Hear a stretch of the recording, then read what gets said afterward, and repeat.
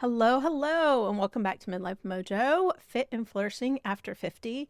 Today, we're going to be talking about something that I think might sound a little backwards at first, eating more food, not less, to lose weight after 50. And so here's what I'm going to be covering today.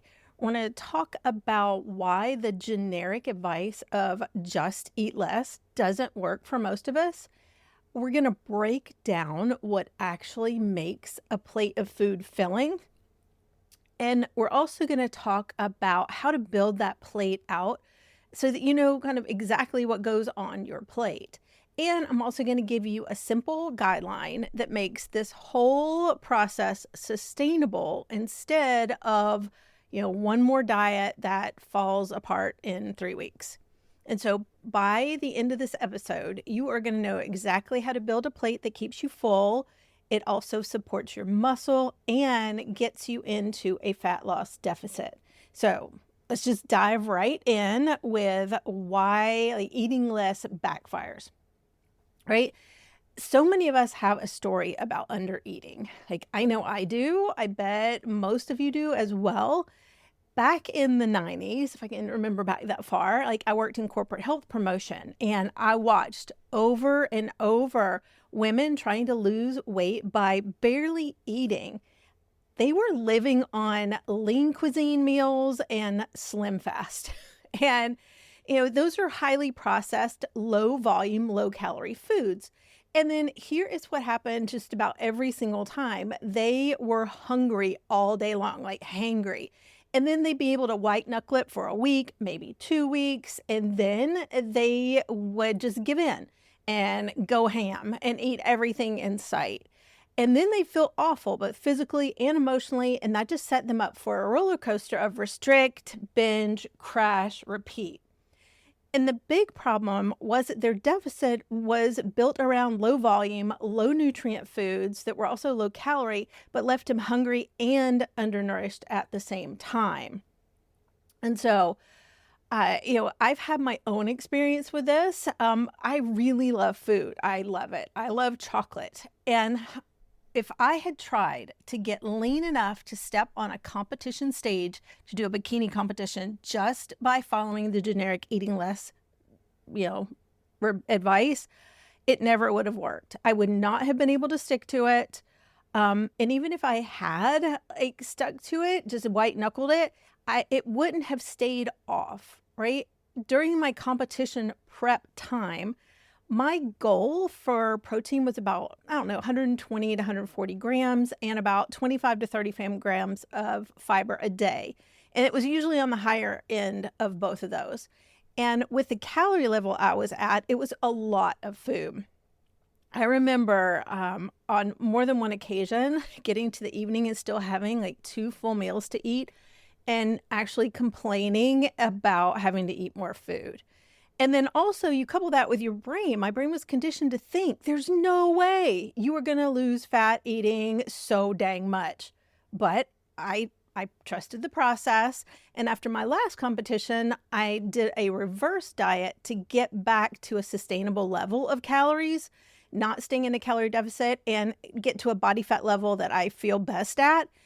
And so now that I'm not prepping to get on a stage in a really skimpy bikini, I'm in maintenance. And so I'm training for real life, for high energy, for strength I can actually use day to day.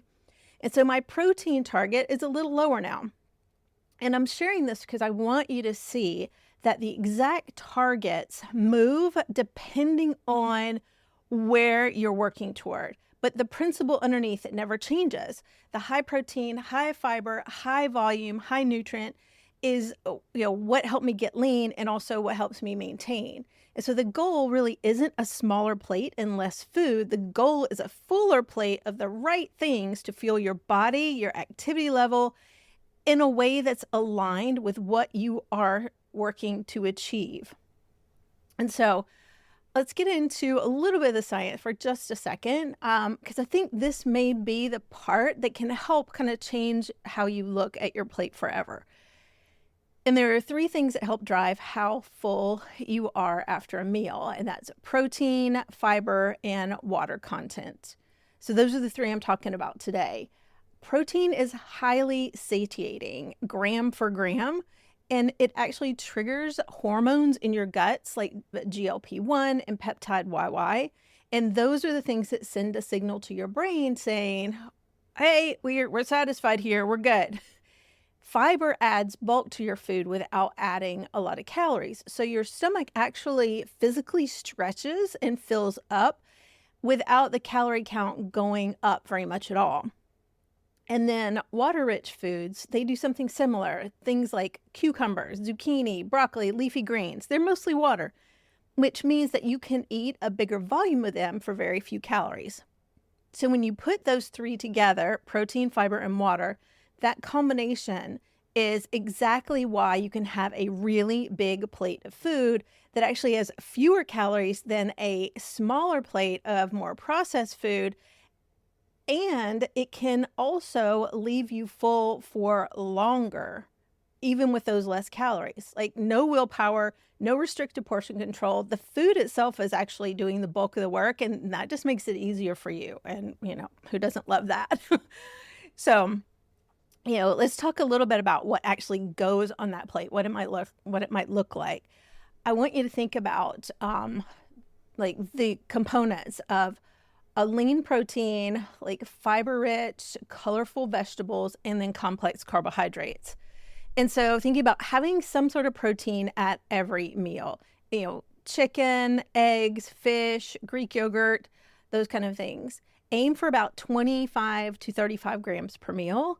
And then fill up about half your plate with fibrous vegetables. So leafy greens, broccoli, zucchini, peppers, these are all the foods that are going to do heavy lifting for that volume.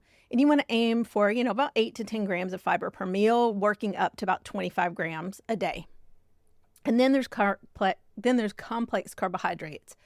And those are whole grains, beans, sweet potatoes. These things are there to fuel your training and also help with recovery as well. It also, some of them will give you fiber, so get the fiber boost in there. And this matters so much for the season of life that we're in. And, it's not just about staying full in a deficit, it's about getting those phytonutrients and those micronutrients that your body needs, because when our estrogen declines, it speeds up bone loss. And if we're losing bone faster than we used to, and losing weight at the same time, that actually puts your bones at more risk. So that means calcium, vitamin D, vitamin K, magnesium. They're not just nice to have, they're protective, especially while you are in a little bit of a calorie deficit. Estrogen also has an anti-inflammatory effect. So when it drops, inflammation and cardiovascular risk tend to climb. And so the micronutrients like magnesium, selenium, those kind of things can help counter that, as well as phytonutrients. And phytonutrients are those plant compounds that are in fruits and vegetables that give them their color. Like you may have heard of things like polyphenols. And so this isn't just really a fat loss plate. It's a plate that's taking care of you on many different levels. And so that's not to say that I think processed foods are evil. I don't. I do think we've been sold a story about them that isn't quite true or accurate. Processed diet foods or processed foods that are low in calorie were never meant to keep you full. They were meant to be low in calorie. And low calorie generally means low volume. And so that's the trade-off that nobody really talks about. Whole foods give you more food for the same amount of calories. Plus, they keep the fiber and the water content that the processed versions tend to strip out, along with some of the nutrients. And so, is it okay to grab a protein bar or have a protein shake? Absolutely, yes.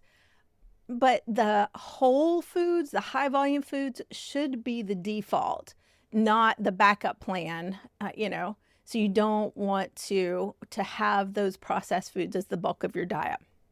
All right, and so this is a part that actually makes it sustainable, though, instead of one more diet or way of eating that you have to white knuckle it for a couple of weeks and then abandon.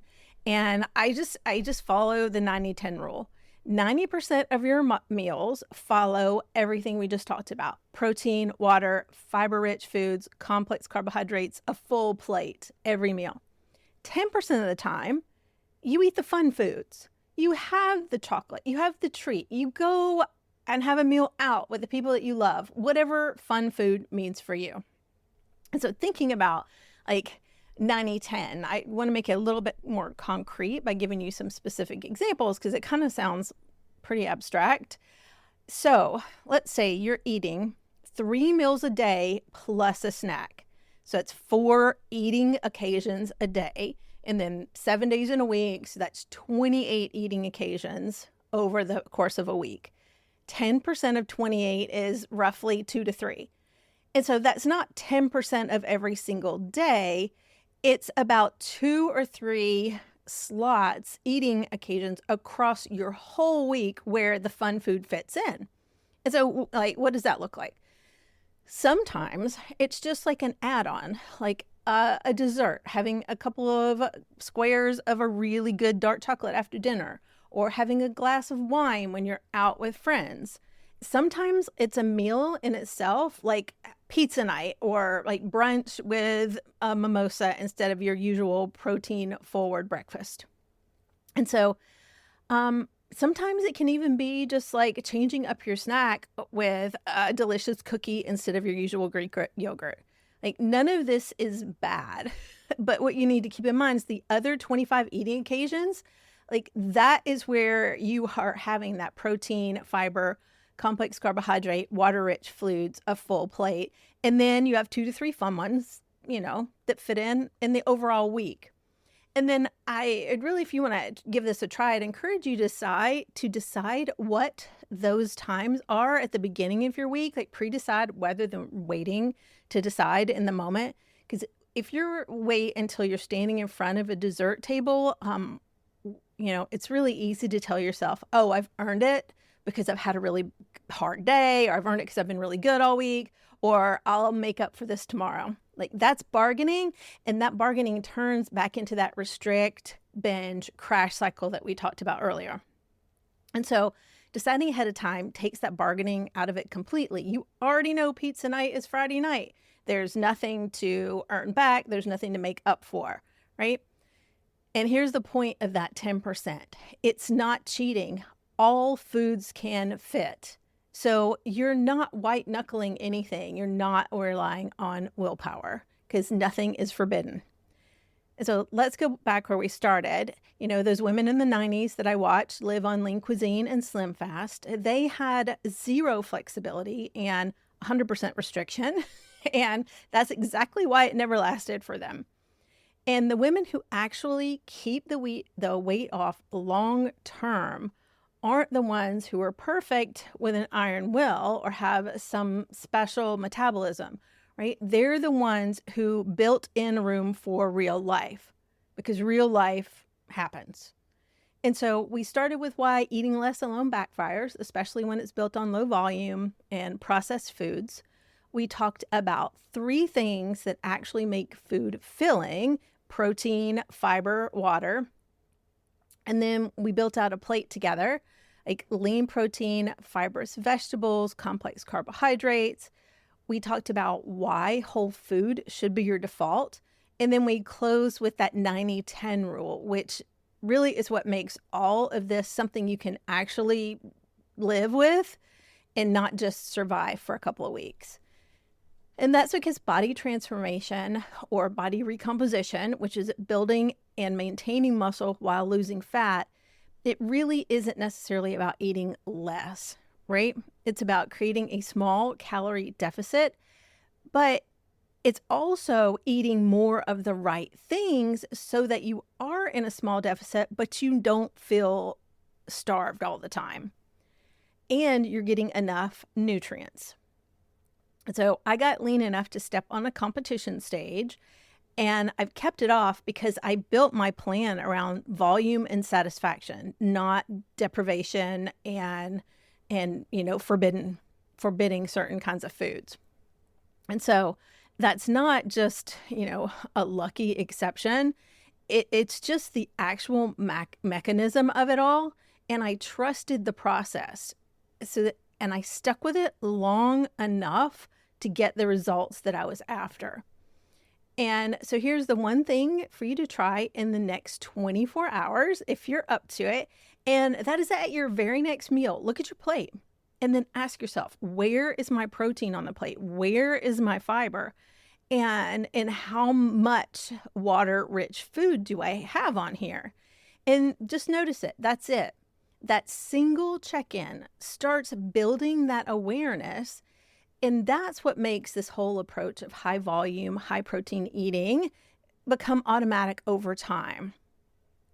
So if you want the full framework laid out for you, this is what's in my Lean and Strong checklist. The link is in the description. So it's free. So go grab it if you haven't already. And until next time, get out there and keep your mojo rising.